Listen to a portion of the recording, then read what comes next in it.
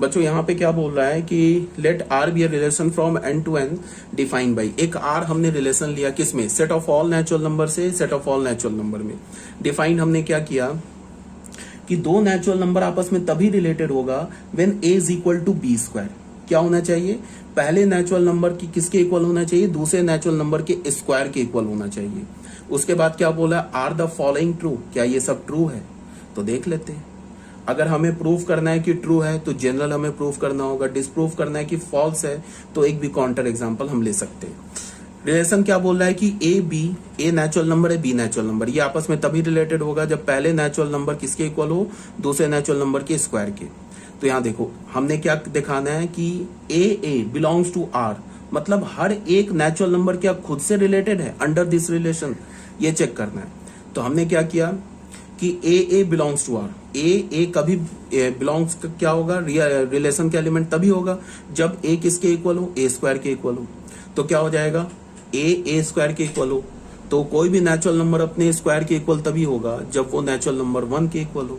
तो ए का वैल्यू क्या मिला हमें 1, तो a belongs to R if and only if a is equal to 1। तो सिर्फ ये जो रिलेशन है ना ए बिलोंग्स टू आर, ये सिर्फ एक ही नंबर के लिए वैलिड है, सिर्फ 1 के लिए वैलिड है। तुम ऐसे देखो ना, हमने रिलेशन किस में लिया है, नेचुरल नंबर में लिया है ना, तो 2 स्क्वायर के इक्वल थोड़ा ना हो सकता है। इसका क्या मतलब है कि सारे एलिमेंट खुद से रिलेटेड नहीं है, सिर्फ 1 ही 1 से रिलेटेड है, 2 से रिलेटेड नहीं है, 3 से रिलेटेड नहीं है, 4 से रिलेटेड नहीं है। तो इसका मतलब कि ये जो स्टेटमेंट है, यहाँ तो फॉर ऑल लिखा है ना, तो ये स्टेटमेंट क्या हो गया, फॉल्स हो गया। अब दूसरा देख लो, ए बी से रिलेटेड है, यहां बोला है कि अगर ए बी से रिलेटेड है तो क्या इंप्लाई कर रहा है, बी ए से रिलेटेड है, ये भी नहीं कर रहा है, ये भी कॉमन सेंस से बोलोगे नहीं कर रहा है। इसको एक बार देख लेते हैं, ए बी अगर रिलेशन के एलिमेंट है तो क्या होना चाहिए, ए बी के स्क्वायर होना चाहिए। This does not necessary imply that B is equal to A square. एक काउंटर एग्जांपल हमने ले लिया, 2 4 से रिलेटेड है तो क्या हो गया, 2 4 से रिलेटेड है तो इसका ये मतलब हुआ ना कि पहला क्या है होगा, पहला क्या होना चाहिए, इक्वल होना चाहिए बी स्क्वायर के, ठीक है। 2 4 से रिलेटेड नहीं है यार, क्या गड़बड़ हो रहा है यार ये।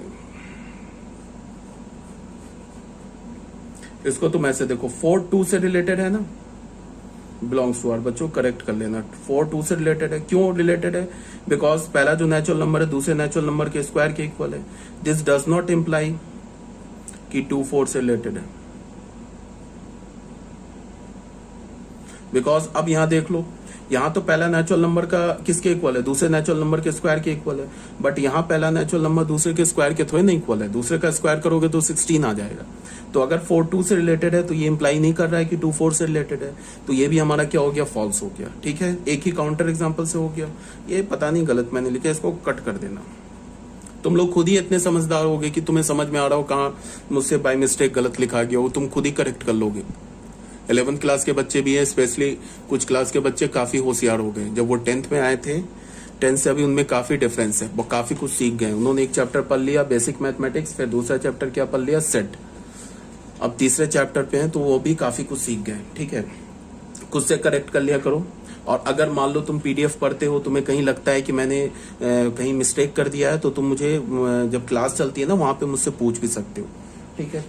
अब जैसे देखो थर्ड में क्या बोल रहा है, थर्ड में बोल रहा है कि अगर ए बी से रिलेटेड है और बी सी से रिलेटेड है तो क्या इंप्लाई कर रहा है कि ए सी से रिलेटेड है, ये भी फॉल्स है।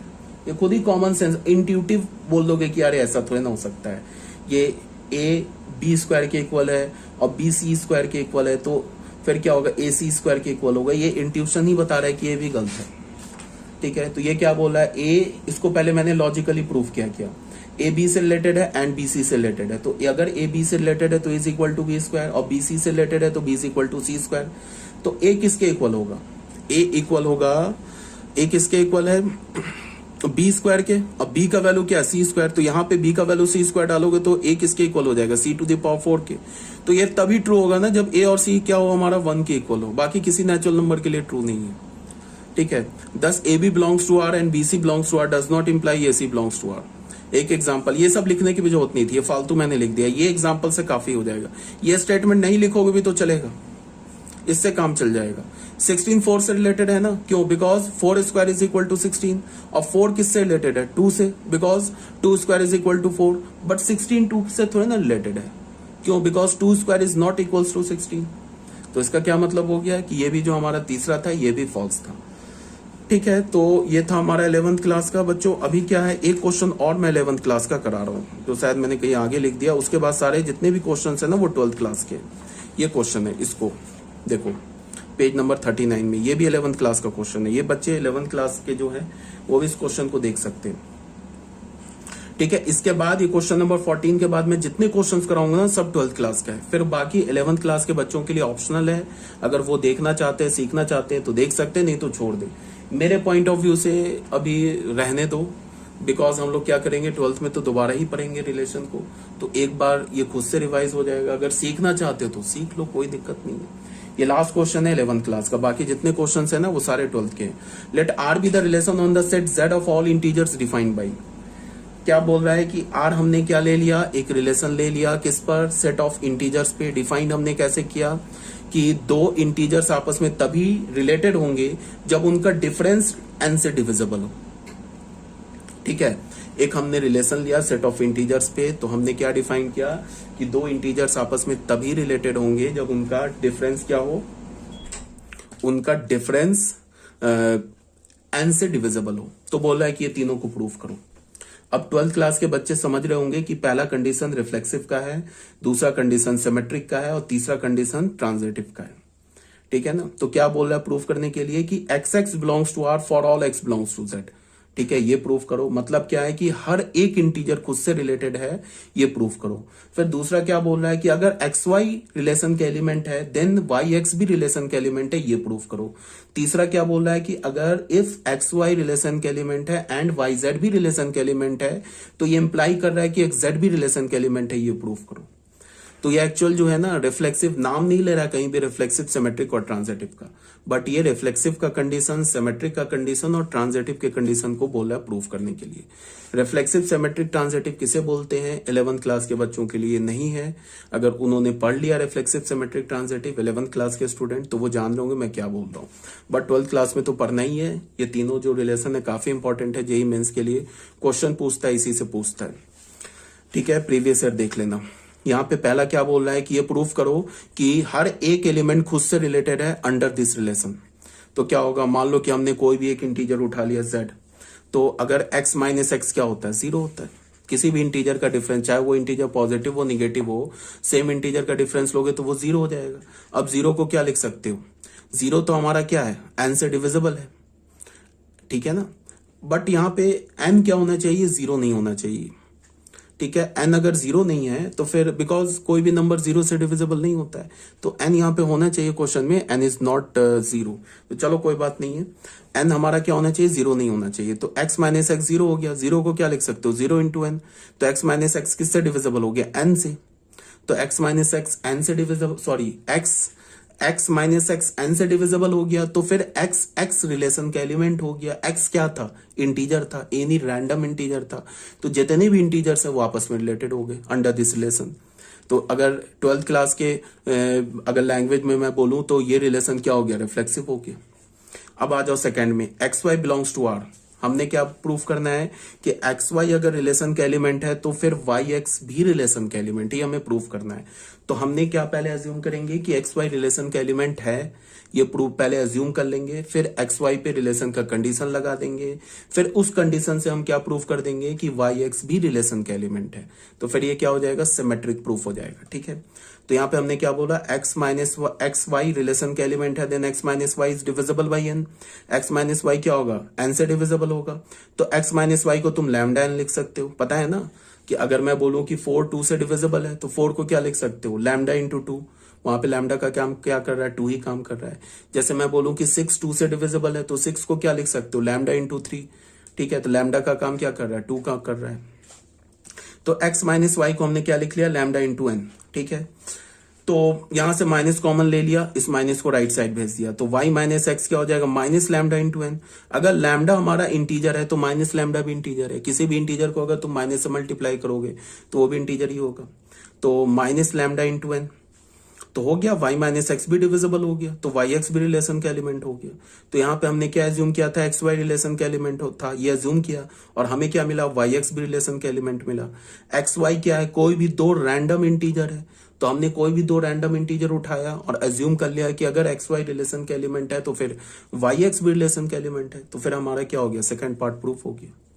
तुम ये बात तो समझते हो ना कि नेगेटिव नंबर भी पॉजिटिव नंबर से डिवाइड होता है और नेगेटिव नेगेटिव से भी डिवाइड होता है। -6 2 से डिविजिबल है, ये बात समझते हो ना। तो -6 को क्या लिख सकते हो, 2 इंटू -3 लिख सकते हो ना, तो -3 लैम्डा का काम करेगा ना, समझते हो ना इस बात को। तो ये बच्चों अब हमारा ना क्वेश्चन 11th क्लास का क्वेश्चन कंप्लीट हो गया। अब अगर जो बच्चे 11th क्लास का वीडियो देख रहे हैं, इसके आगे के वीडियो वो ना देखें अगर वो नहीं सीखना चाहते 12th क्लास का। तो अभी इसके बाद जो मैं पढ़ा रहा हूं, और 12th क्लास के लिए क्या है कि ये पूरा पीडीएफ तुम्हें रीड करना है, जो 11th का भी पढ़ा है वो तुम्हारा रिवाइज हो जाएगा और तुम्हारे लिए तो है ही ये 12th क्लास के बाकी के जो भी अभी आगे मैं क्वेश्चन सॉल्व करूंगा वो सारे क्वेश्चन 12th क्लास के लिए। तो ये हो गया हमारा क्वेश्चन नंबर 14। अब आ जाओ वापस से क्वेश्चन नंबर 12 पे। ये 12th क्लास का, अब मैंने क्या बोला है, सारे क्वेश्चन जो मैं अब बताऊंगा ये सारे क्वेश्चन किसके होंगे, 12th क्लास के, ठीक है। अब आ जाओ क्वेश्चन नंबर 12 में। Prove that the relation R defined by the on the set of n of natural numbers. दो नेचुरल नंबर तभी आपस में रिलेटेड होंगे जब वो इस कंडीशन को सेटिस्फाई करेंगे। Is not symmetric but it is reflexive. हमें क्या प्रूव करना है कि सिमेट्रिक नहीं है बट रिफ्लेक्सिव है, ठीक है।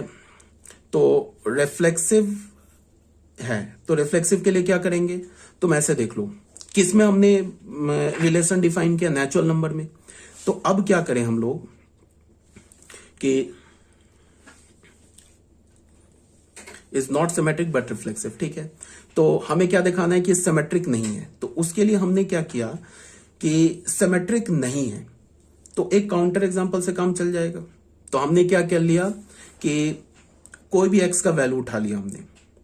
देखो इस क्वेश्चन में कैसे सॉल्व करेंगे, इसको थोड़ा ध्यान से देखो।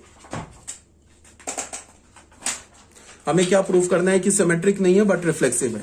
तो सिमेट्रिक के लिए हमने क्या किया, ध्यान से देखो, 2x², ये कंडीशन दे रखा है ना एक्स वाई के आपस में रिलेट होने के लिए, ठीक है। तो हमने सिमेट्रिक के लिए क्या कर लिया कि हमने खुद से कोई भी एक नेचुरल नंबर ले लिया, एक्स का वैल्यू 1 ले लिया, 1 पुट करके y निकाल लिया। तो 1 लेंगे तो 2 - 3y + y² is equal to 0। तो यहां से क्या हो गया, y² - 3y + 2 is equal to 0, quadratic मिल गया। तो y² - 2y - y + 2 is equal to 0। तो क्या हो जाएगा, y - 2 y - 1,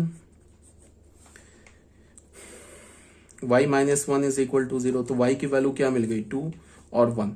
तो इसका मतलब क्या हो गया कि 1 1 रिलेशन का एलिमेंट है और 1 2 भी रिलेशन का एलिमेंट है। देख लो, x का वैल्यू 1 और y का वैल्यू 1 यहां डालो, देखो सेटिस्फाई कर जाएगा। x का वैल्यू 1 डालो तो क्या हो जाएगा, 2 - 3 -1, y का वैल्यू 1 डालो 0, कर गया सेटिस्फाई। फिर x का वैल्यू 1 डालो, y का वैल्यू 2 डालो, फिर वो भी सेटिस्फाई कर जाएगा। तो 1 1 भी रिलेशन का एलिमेंट है, 1 2 भी रिलेशन का एलिमेंट है, ठीक है। तो हमने कोई भी उठा लिया, जैसे हमने बोल दिया कि 1 2 तो है ना रिलेशन का एलिमेंट, बट 2 1 रिलेशन का एलिमेंट नहीं है।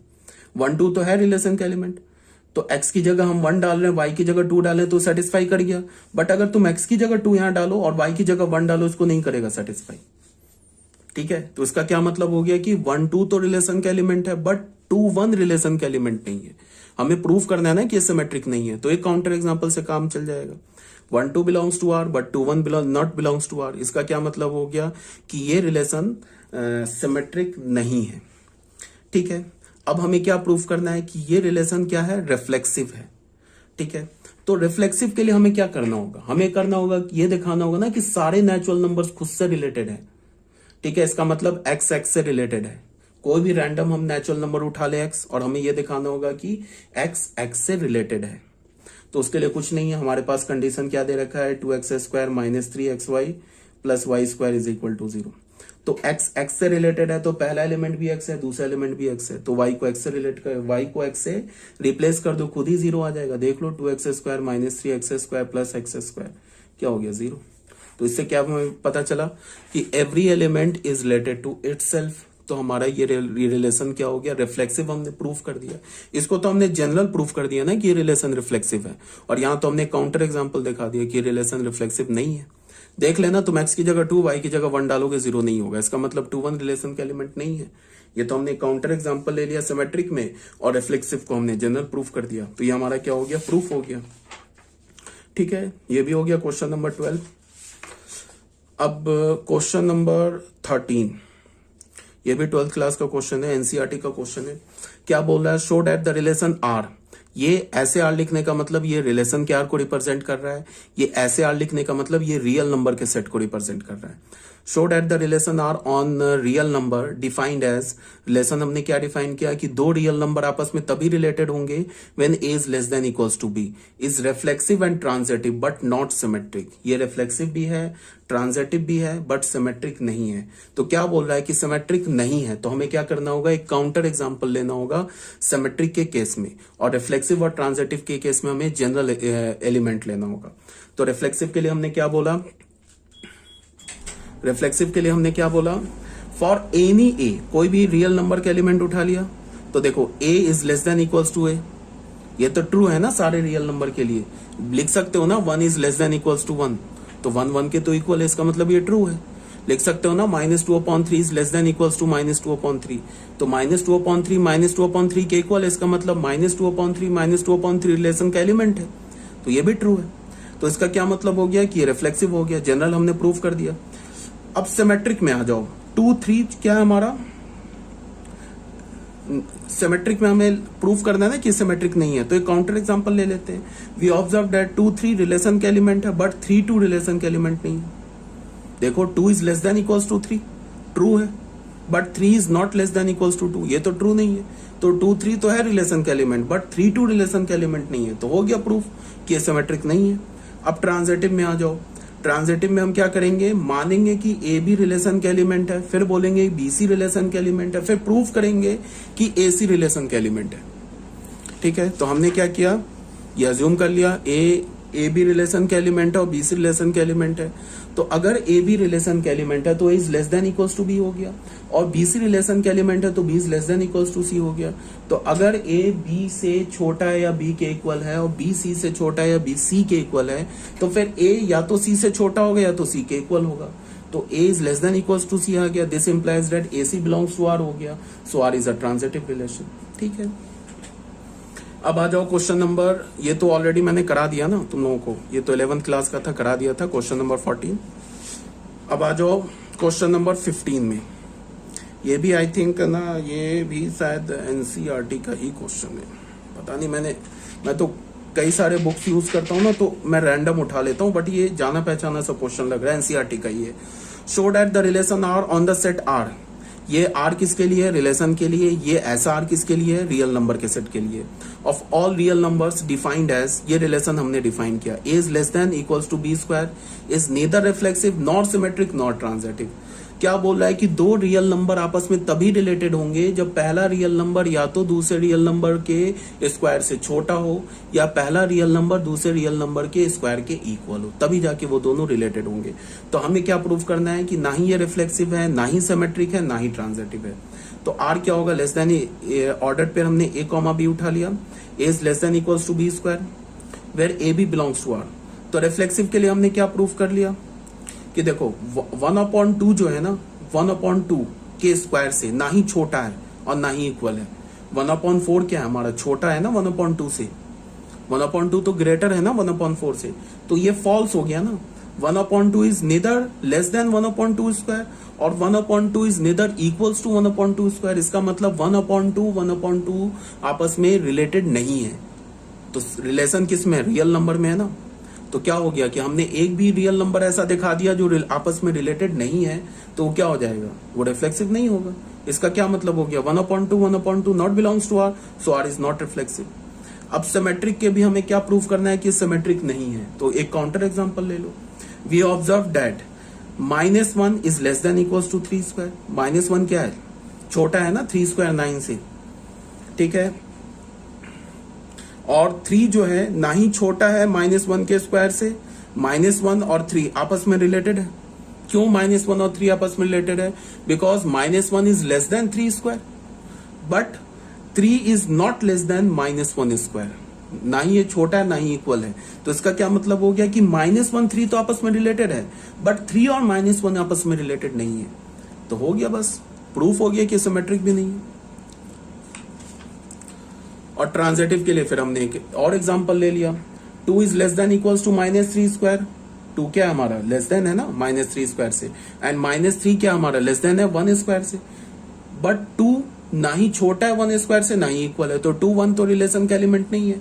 2 और -3 रिलेशन का एलिमेंट है, -3 और 1 रिलेशन का एलिमेंट है, बट 2 और 1 रिलेशन का एलिमेंट नहीं है। तो हो गया कि ट्रांजिटिव भी नहीं है। ठीक था। अगर नहीं समझ में आ रहा है तो फिर छोड़ दो, नहीं समझ में आ रहा है तो और क्या कर सकते हो। ज्यादा मत अपने माइंड पे प्रेशर नहीं डालना है। नहीं समझ में आ रहा है, पता नहीं, देखो ये ऐसे थ्योरेटिकल पोर्शन है रिलेशन का। अगर किसी को बहुत बोर भी लग रहा हो, पता नहीं क्या कर रहे हैं, ये इससे रिलेटेड है उससे, तो यही है, मैं कुछ नहीं कर सकता हूँ यार। ठीक है, तो इसके लिए अगर कोई दिक्कत अगर आ रही है समझने में, तो बोर्ड के लिए तो समझना पड़ेगा ही, क्योंकि बोर्ड में तो आता ही है और जेईई मेंस में आता है। जेईई मेंस के लिए एक ऑप्शन क्या हो जाता है कि अगर कोई टॉपिक हमें नहीं समझ में आया ना, तो उस टॉपिक को छोड़ दो, आगे बढ़ जाओ। बस उस टॉपिक पे ऐसा नहीं कि एकदम हम चिपक जाएं और उसको में खूब टाइम उसमें वेस्ट कर दे समझने के चक्कर में। उसके कारण दूसरा टॉपिक क्या हो जाएगा जिसको तुम इजिली समझ सकते हो, जिसमें तुम ज्यादा टाइम दोगे तो वो तुम्हारे लिए 100% जिसके तुम क्वेश्चन कर सकते हो, उस पे आ जाओ। वो टॉपिक नहीं समझ में, छोड़ दो। ऐसे कोई टफ तो है नहीं, समझ में आ रही होगी बात। ठीक है, क्वेश्चन नंबर 16 में आ जाओ। ये क्या बोला जा रहा है, ये लंबा सा क्वेश्चन है, ये एनसीईआरटी का है। Show that the relation R on the set A. एक ये सेट दे रखा है, रिलेशन क्या डिफाइन किया है कि इस सेट का 2 एलिमेंट तभी आपस में रिलेटेड होगा जब उनके डिफरेंस का मॉड इवन हो, इज एन इक्विवेलेंस रिलेशन। ये प्रूफ करना है। Show that all the elements of set 1 3 5 are related to each other and all the elements of set 2 4 are related to each other, but no element of set 1 3 5 is related to any element of 2 4। सबसे पहले हमें क्या दे रखा है कि हमारे पास एक सेट दे रखा है जिसमें पहले 5 नेचुरल नंबर है। एक रिलेशन ए सेट में डिफाइन किया है। ये बोल रहा है कि इस सेट के 2 एलिमेंट्स आपस में तभी रिलेटेड होंगे जब उनके डिफरेंस का मॉड इवन हो। तो ये बोल रहा है कि इस रिलेशन को प्रूव करो कि इक्विवेलेंस रिलेशन है, पहली बात। दूसरी बात क्या बोल रहा है कि अब ये प्रूव करो अंडर दिस रिलेशन, इस रिलेशन के अंडर इस सेट का कोई भी एलिमेंट इस सेट के किसी भी एलिमेंट से रिलेटेड नहीं है। इस सेट का हर एक एलिमेंट इस सेट के हर एक एलिमेंट से रिलेटेड है, और इस सेट का हर एक एलिमेंट इस सेट के हर एक एलिमेंट से रिलेटेड है, बट 1 3 5 का कोई भी एलिमेंट 2 4 से रिलेटेड नहीं है। ये प्रूव करो। तो ये बहुत सिंपल सा क्वेश्चन है। रिलेशन क्या दे रखा है कि दो ए और बी आपस में कब रिलेटेड होंगे, जब उनके डिफरेंस का मॉड इवन हो। और ए और बी क्या होना चाहिए, इसी सेट का एलिमेंट होना चाहिए। क्यों, बिकॉज इसी सेट पे हमने रिलेशन डिफाइन किया है। तो ए और बी क्या होना चाहिए, 1 2 3 4 5 होना चाहिए। तो हमने इस सेट का कोई भी रैंडम एलिमेंट, रिफ्लेक्सिविटी प्रूफ करने के लिए हमने इस सेट का कोई रैंडम एलिमेंट ए उठा लिया। ए माइनस ए का मॉड 0 होगा, विच इज इवन। 0 पता है ना इवन होता है, क्यों, बिकॉज 0 2 से डिविजिबल होता है। तो a comma a belongs to R for all a belongs to A. तो ए और ए तो स्मॉल ए तो हमने जनरल एलिमेंट उठाया था ना, और हमने क्या दिखा दिया कि ये जनरल एलिमेंट जो है वो ए और ए आपस में रिलेटेड है, where A is a general element of set A, capital set A. तो इसका क्या मतलब हो गया कि रिफ्लेक्सिव हो गया प्रूफ। अब सिमेट्रिक के लिए क्या करेंगे, हमने ए बी को मान लेंगे कि ए और बी रिलेटेड है। तो फिर हमें प्रूफ क्या करना है कि बी और ए भी रिलेटेड है। ठीक है, तो ए बी को हमने रिलेशन का एलिमेंट मान लिया। तो अगर ए बी रिलेशन का एलिमेंट है तो उनके मॉड का डिफरेंस इवन होगा। तो अगर किसी भी 2 नंबर के मॉड का डिफरेंस इवन है, मान लो कि अगर मैंने ऐसे बोला 5 - 3 इवन है, 5 - 3 का मॉड इवन है, तो फिर 3 - 5 का भी मॉड इवन होगा। तो यहाँ पे क्या है, a माइनस बी अगर इवन है तो b माइनस ए इवन है, तो फिर b ए रिलेशन का एलिमेंट हो गया। हमने एज्यूम किया था कि a भी रिलेशन का एलिमेंट है, हमने प्रूफ किया कि b ए रिलेशन का एलिमेंट है, तो फिर ये सिमेट्रिक प्रूफ हो गया। ट्रांजिटिव में हमने क्या एज्यूम करना है कि a भी रिलेशन का एलिमेंट है, bc भी रिलेशन का एलिमेंट है, फिर हमें प्रूफ क्या करना है कि ac भी रिलेशन का एलिमेंट है। तो ab को रिलेशन का एलिमेंट मान लिया तो a माइनस बी क्या हो गया, इवन। फिर bc को रिलेशन का एलिमेंट मान लिया तो b माइनस सी का मॉड इवन हो गया। अब ये क्वेश्चन में क्या है कि थोड़ा समझो ध्यान से। यहां पे क्या है कि अगर a माइनस बी का मॉड इवन है और b माइनस सी का मॉड इवन है, तो 2 नंबर का डिफरेंस इवन कब होता है, जब वो 2 नंबर या तो दोनों इवन हो या तो दोनों ऑड हो। ऑड इवन करोगे तो वो ऑड आ जाएगा। ऑड माइनस इवन या इवन माइनस ऑड करोगे तो ऑड आ जाएगा। इवन माइनस इवन इवन होता है और ऑड माइनस ऑड इवन होता है। तो a minus B both are even. अगर a माइनस बी का डिफरेंस इवन है ना तो a माइनस बी या तो दोनों इवन होगा या तो दोनों ऑड होगा। b माइनस सी का भी डिफरेंस इवन है तो इसका मतलब b और c या तो दोनों इवन होगा दोनों ऑड होगा। अब हमने दो केस ले लिया। पहले केस में हमने क्या मान लिया, b को इवन मान लिया, तो b को इवन मानने से a खुद ही इवन हो गया। ठीक है, तो अगर हमने b को इवन मान लिया इन दिस केस, यहाँ पे क्या हो गया, a भी रिलेशन का एलिमेंट है और bc भी रिलेशन का एलिमेंट है। तो a भी अगर रिलेशन का एलिमेंट है तो a माइनस बी इवन होगा और bc अगर रिलेशन का एलिमेंट है तो फिर b माइनस सी का मॉड भी इवन होगा। तो अगर ऐसे तुम देखो b को हमने इवन मान लिया तो b को इवन मान लिया तो a भी रिलेशन का एलिमेंट है और bc रिलेशन का एलिमेंट है, तो a माइनस बी का मॉड इवन है, तो ऑब्वियस सी बात हो गया कि फिर a भी इवन हो गया, बिकॉज a ऑड हो ही नहीं सकता। b को अगर इवन माना है ना तो फिर a को इवन होना पड़ेगा, तभी उसका डिफरेंस का मॉड इवन होगा। तो a भी इवन हो गया, c भी इवन हो गया, तो a भी इवन c भी इवन, तो इनके डिफरेंस का मॉड भी इवन, तो ac भी रिलेशन का एलिमेंट हो गया। केस 2 में हमने क्या बोला, b को ऑड बोला। तो अगर b ऑड है तो a भी रिलेशन का एलिमेंट है, bc रिलेशन का एलिमेंट है और a माइनस बी फिर क्या हो जाएगा, इवन हो जाएगा, b माइनस सी इवन हो जाएगा। तो अगर b ऑड है तो फिर यहाँ a को ऑड होना होगा, क्यों, बिकॉज तभी ऑड माइनस ऑड इवन होगा। तो a ऑड हो गया, b ऑड हो गया, तो ऑड माइनस ऑड का a ऑड हो गया, फिर यहाँ पे क्या हो जाएगा, c भी ऑड होना होगा। तो a ऑड c ऑड, तो दो ऑड का डिफरेंस क्या होगा, इवन। तो a माइनस सी का मॉड इवन, तो फिर ac रिलेशन का एलिमेंट, तो हो गया प्रूफ। तो a ऑड है तो फिर c भी को भी ऑड होना होगा, तो mod of a minus C even होगा, तो ac रिलेशन का एलिमेंट हो जाएगा। तो यहां से क्या हो गया, 10 a भी अगर रिलेशन का एलिमेंट है, bc भी रिलेशन का एलिमेंट है, तो ये क्या इंप्लाई करेगा, ac भी रिलेशन का एलिमेंट है, hence r is an equivalence relation. ठीक है, अब जो बोल रहे हैं ना यहाँ पे क्या लैंग्वेज में बोला है कि ये लैंग्वेज में क्या बोल रहा है, show that all the elements of set 1 3 5 is related to each other. ये क्या बोला, देखो ये हर एक एलिमेंट खुद से रिलेटेड होगा ना, ये तीनों ऑड है ना, तो ऑड माइनस ऑड करोगे तो क्या हो जाएगा, इवन हो जाएगा। तो इस सेट का हर एक एलिमेंट खुद से रिलेटेड होगा। ये इस सेट में दो ऑड नंबर है ना, ये इवन नंबर है, इवन माइनस इवन भी इवन होगा, तो इस सेट का भी हर एक एलिमेंट खुद से रिलेटेड होगा। बट यहाँ ऑड है, यहाँ इवन है, तो इसका एलिमेंट इससे रिलेटेड नहीं होगा, बिकॉज ऑड माइनस इवन क्या हो जाएगा, ऑड हो जाएगा। बट रिलेशन में क्या बोल रहा है, इवन होना चाहिए। इसी बात को मैंने इतना लैंग्वेज में लिखा है, पढ़ लेना इसे। ठीक है, अब आ जाओ बच्चों क्वेश्चन नंबर 17 में। क्वेश्चन नंबर 17 में क्या दे रखा है, show that the relation R on the set A. एक रिलेशन हमने आर डिफाइन किया, किसमें, सेट ए में। सेट ए का एलिमेंट क्या है, the set of all X belongs to integer, और इंटीजर हमने कहां से कहां तक लिया, 0 से लेकर 12 तक। इस सेट में हमने एक रिलेशन डिफाइन किया है। क्या रिलेशन डिफाइन किया है, गिवन बाई ए और बी आपस में तभी रिलेटेड होगा। इस सेट में हमने क्या रिलेशन, इसका मतलब ए और बी मैं बोल रहा हूं, तो ए भी सेट कैपिटल ए सेट का एलिमेंट है, ये जो बी एलिमेंट है ये भी कैपिटल ए सेट का एलिमेंट है। तो ए बी आपस में तभी रिलेटेड होगा जब उनके डिफरेंस का मॉड 4 का मल्टीपल हो। तो हमें प्रूफ करना है कि इज एन इक्विवेलेंस रिलेशन। ठीक है, उसके बाद क्या बोल रहा है, find the set of all elements related to 1 that is equivalence class 1। अच्छा, ये इक्विवेलेंस क्लास का क्या मतलब होता है ये समझो। सबसे पहली बात की, अगर मैं बोल रहा हूं ना 1 का इक्विवेलेंस क्लास, तो 1 के इक्विवेलेंस क्लास को मैं ऐसे लिखते हैं। तो 1 के इक्विवेलेंस क्लास का क्या मतलब हो गया कि 1 एलिमेंट से जितने भी एलिमेंट्स है ना रिलेटेड, उन सारे को लिखो। बताओ 1 से जो मान लो 1 से 2 रिलेटेड है, 1 से 5 रिलेटेड है, तो 1 से जितने रिलेटेड है ना उनका एक सेट बना लो, तो वो 1 का इक्विवेलेंस क्लास हो जाएगा। ये एक नया टर्म है जो मैंने थ्योरी में नहीं बताया था। उसके पीछे ये रीजन है कि मैंने इसको क्वेश्चन में, मुझे पता था कि आगे क्वेश्चन में मैं इन्वॉल्व कर लूंगा इसे। तो मैंने क्या बोला कि सबसे पहले क्या करना है कि इस रिलेशन को तो दिखाना है कि इक्विवेलेंस रिलेशन है। फिर क्या बोल रहा है, find the set of all elements related to 1। मतलब इस सेट में से वो सारे एलिमेंट खोजो जो 1 से रिलेटेड है अंडर दिस रिलेशन आर। ठीक है, तो 1 से जितने एलिमेंट्स रिलेटेड है ना उनका सेट बना लो। मान लो 1 2 से रिलेटेड है तो 1, 2 एक सेट बना लिया, सॉरी 1, 2 एक ऑर्डर पेयर आ गया। फिर 1 5 से भी रिलेटेड है तो 1, 5 एक दूसरा ऑर्डर पेयर बना लिया। तो ऐसे करके जब तुम लिखोगे ना सारे रिलेशंस को जो 1 से रिलेटेड है, तो वो क्या हो जाएगा, 1 का इक्विवेलेंस क्लास हो जाएगा, उस जिससे हम कैसे लिखते हैं, 1 पे 2 लार्ज ब्रैकेट ऐसे बनाते हैं। ठीक है, तो क्वेश्चन स्टार्ट करते हैं। क्वेश्चन में सॉल्यूशन स्टार्ट करते हैं, थोड़ा सा लंबा है।